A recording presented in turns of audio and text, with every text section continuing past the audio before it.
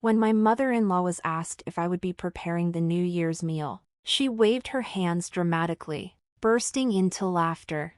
"Absolutely not. That's impossible," she exclaimed. "My daughter-in-law can't cook to save her life." She declared me the hopeless housewife, incapable of managing a New Year's feast, while proudly anointing herself the sole authority in the kitchen. Her laughter wasn't just annoying, it felt like an outright insult. After enduring her derision for so long, I knew it was time to stand up for myself. My name is Natali. I'm 29 years old, and I got married last year. As a full-time housewife, I genuinely enjoy cooking. Thankfully, my husband Daniel isn't picky, anything edible seems to satisfy him. We live in a beautifully renovated home with a dream kitchen, complete with a large island. It should have been the perfect setup for a happy life. But there's one persistent issue: my mother-in-law. She prides herself on her culinary skills and sees me as a complete failure in the kitchen. Worse, she doesn't keep her opinions to herself. Just the other day, while I was outside doing laundry, I overheard her gossiping loudly with the neighbor's wife. "My daughter-in-law can't even cook properly, it's dreadful. I wonder about her upbringing. My poor son is so unfortunate to be stuck with her," she lamented. Each word was like a thorn piercing me. It was bad enough to endure her critiques of my cooking, but hearing her belittle my family was utterly unacceptable. That moment, I realized I couldn't let this continue. It was time to take a stand.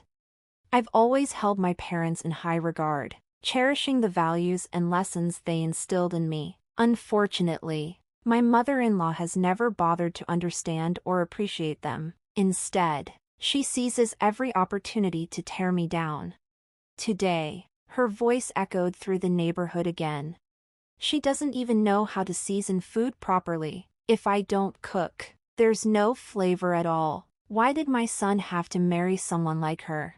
The neighbors chimed in, adding fuel to the fire with their jabs, even questioning why she hadn't taught me herself. "Enough is enough," I muttered under my breath, gripping a glass so tightly it cracked in my hand. That evening, when Daniel came home and my mother-in-law was conveniently in the shower, I saw my chance to vent. "Can't you do something about your mother?" I pleaded as I helped him out of his jacket. "She goes around the neighborhood every day making me out to be some hopeless cook." I poured out my frustrations, detailing her relentless behavior. Daniel isn't particularly close to his mother, and he genuinely cares about me, so I expected his support, maybe even hoped he'd defend me or at least acknowledge how hurtful her words were. But his response caught me off guard. "Well, Mom has always been very particular about cooking," he said, scratching his head as though the problem was entirely beyond his control. The word particular hung in the air, heavy with dismissal. I bit back a retort about her overpowering seasoning and stared at him in disbelief, wondering if he truly grasped how her words affected me. "Come on, she's a good cook, right?" he asked, almost casually. I was stunned. "I don't know much about good or bad cooking," he continued, "but please, just try to get along with Mom. Isn't that what a wife is supposed to do?" With that, he left the room, leaving me speechless. Was this a joke? My thoughts swirled in frustration. A good cook, a wife's duty. What did any of that even mean? As much as I hated to admit it, my mother-in-law's cooking wasn't delightful at all. She had monopolized the kitchen over the past year, ostensibly to spare me the effort, but I'd never truly enjoyed her meals. She believed that piling on spices equated to flavor. But for me, eating such heavily seasoned food was a daily struggle. Not only was it unpleasant, but I feared it might ruin my palate, and it certainly wasn't great for my health. Each mealtime had become a silent battle.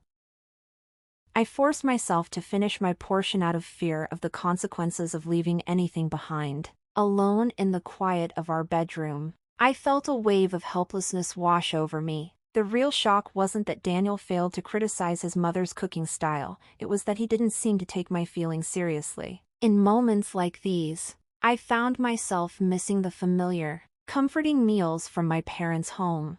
As the year drew to a close, so did the anticipation for New Year celebrations. This would be my first New Year as part of this family, traditionally marked by a large gathering and a feast prepared by my mother-in-law. However, instead of feeling joy, I felt a sense of dread as I pondered how to navigate family expectations and the overpowering flavors that had become a regular part of my life.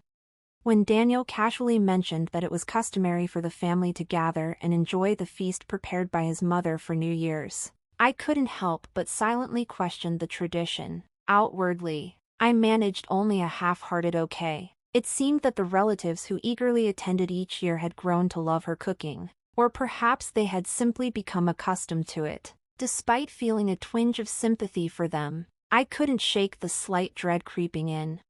Although my mother-in-law frequently criticized my supposedly bland culinary skills, my parents had instilled strong confidence in my cooking abilities. I secretly longed to cook for everyone and maybe even introduce some subtler flavors to Daniel's palate. With newfound resolve, I decided it was time to discuss the New Year's feast with my mother-in-law.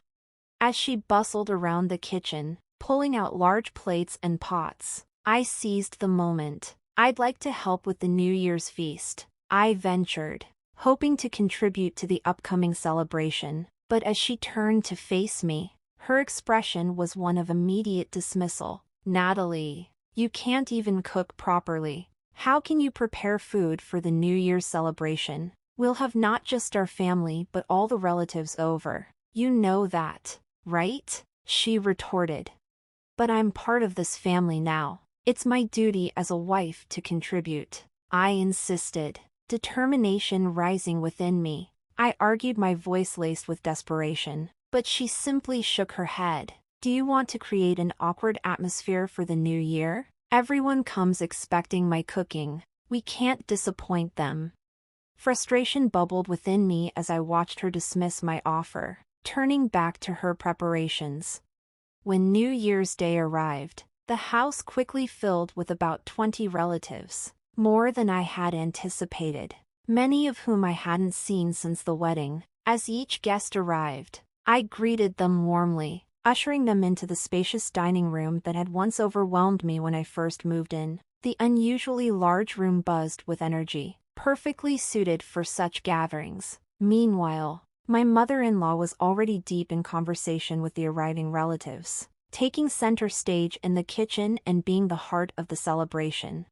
During the festive preparations, a relative curiously asked, "Is Natali preparing the feast this year?" My mother-in-law waved her hands dismissively and laughed. "That's impossible. My daughter-in-law can't cook at all. She's a hopeless housewife who can't even manage a New Year's feast. I handle all the cooking around here," she declared. Her laughter sounded harsh and unwelcoming. It wasn't a light-hearted joke but a pointed insult directed at me. At that moment, I reached my breaking point. "Mother-in-law, please let me prepare the New Year's feast this time. If it doesn't turn out well, you can always make a palate-cleansing dish," I suggested, breaking the tense silence that ensued. After a brief pause, the room began to buzz with whispers from the relatives. "Well, I certainly don't want a disappointing meal, but they say practice makes perfect, right?" my mother-in-law said, her tone condescending yet reluctantly acknowledging the shifting tide of opinion among the relatives in favor of giving me a chance. "All right, fine. If it doesn't work out, Frida can step in," she added. "Very well then, Nat. You can take the reins this year," she stated, her words tinged with reluctance but with my heart swelling with pride and determination. I was ready to showcase my cooking skills to everyone. I poured my heart into preparing the meal, and as I presented the beautifully arranged feast on a large platter, exclamations of admiration filled the room. "Wow, the meal turned out perfectly. It looks delicious. Well done, Natali. This isn't something just anyone could pull off," they praised enthusiastically. Amidst their compliments, my mother-in-law, who had just returned from shopping for a so-called palate-cleansing dish, glanced at my spread. It looks all right, I suppose, but it's probably bland, she remarked, emphasizing the word probably and clearly reluctant to acknowledge my success. Ignoring her comments, I focused on distributing paper plates and forks to the relatives, encouraging them to enjoy the meal. Meanwhile, my mother-in-law hurried back into the kitchen to prepare what she deemed necessary, keeping a watchful eye on us as if expecting to intervene at any moment. The relatives tentatively began sampling the dishes I had prepared, and a murmur of approval began to build. My mother-in-law, not one to miss an opportunity, chuckled with apparent satisfaction and announced loudly, "See, I told you. This is why she's the incompetent daughter-in-law." She turned to the crowd, adding, "You don't need to force yourselves. I'll prepare the palate-cleansing dish right away." As if expecting to salvage what she assumed would be a culinary disaster, my mother-in-law hovered near the kitchen, ready to step in. However, her skepticism was swiftly overshadowed by sounds of genuine delight emanating from the dining room. "This is the first time I've tasted New Year's food this delicious. It's like something from a fancy hotel. Natali, where did you learn to cook like this?" exclaimed one of the relatives, their praise electrifying the atmosphere. Amidst the lively crowd, my mother-in-law stood momentarily stunned into silence, her usual composure shaken by the unexpected approval. With everyone's attention now on me, I felt a surge of confidence. This was the perfect moment to share my story. "I grew up in a family deeply passionate about food," I began, my voice steady. "My parents own a renowned French restaurant, celebrated for its authentic cuisine and even recognized in the Michelin Guide. My father is the fifth generation to oversee the culinary operations, and my mother, from a long lineage of chefs, supports him wholeheartedly. From a young age, I absorbed the art of cooking by observing them. By the time I was in upper elementary school, I had begun earnestly learning from my parents." The room buzzed with admiration, and I felt a profound connection to my heritage, finally proud to share my culinary roots. For me, dismissing my cooking was like denying my parents' legacy and the restaurant that had been the cornerstone of our family for generations. I had mentioned all this before I got married, but my words seemed to have fallen on deaf ears. My mother-in-law had often treated me condescendingly, dismissing me as just the daughter of a quaint countryside restaurant. Daniel, largely indifferent to culinary nuances, probably couldn't tell the difference between a local eatery and authentic French cuisine. At times, I wondered why I had married into this family, but the thought dissipated when a relative called out, "Do we have seconds? I want more." Despite the generous portions I had prepared, everything had been devoured. A wave of happiness washed over me, tears welling up as I rediscovered the joy of sharing my skills, a feeling I'd forgotten over the past year. "Yes, I'll prepare more right away," I declared, determination surging through me as I hurried to the kitchen. Passing my motionless mother-in-law, I noted that, despite her earlier criticisms, she had brought ingredients. "Mother-in-law, I'll use these," I announced, inspecting the contents of the bag. She offered no reply. As I set to work, 4 women entered the kitchen. "Could you teach us how to cook too?" one asked, her face bright with anticipation. Their eagerness caught me off guard. Here was a chance not just to share my heritage but to forge connections through a mutual love of cooking. "Of course," I replied with a smile, and the room erupted with excitement. The impromptu cooking class began, transcending generational and familial boundaries. My mother-in-law observed from a distance, her expression unreadable as she silently tidied up. When the dishes were served, they were met with enthusiastic praise. "Natali's dishes are delicate and refined, like true professional French cuisine," remarked Jennifer, one of the participants. Feeling both pride and unease, I glanced at my mother-in-law, but she remained focused on cleaning. Daniel's voice cut through the room. "I actually prefer Natali's cooking. Mom's strong flavors always made me worry about salt and health. Going forward, Natali should handle the cooking regularly. His words took my mother-in-law by surprise, and she quietly withdrew to her room. The news of my culinary abilities spread rapidly among the family, marking a significant shift in their perception of me. Requests for cooking lessons followed, and what began as a casual session turned into a newfound passion.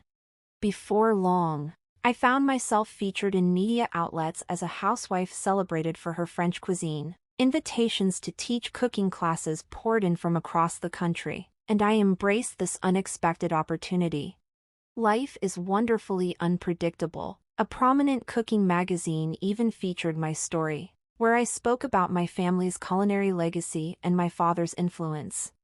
As for my mother-in-law, who once dismissed my skills, she no longer commented on culinary matters. Over time, she stopped cooking entirely, leaving me with full responsibility for meals in the household. Despite our earlier conflicts, we now live together peacefully, a testament to how much has changed.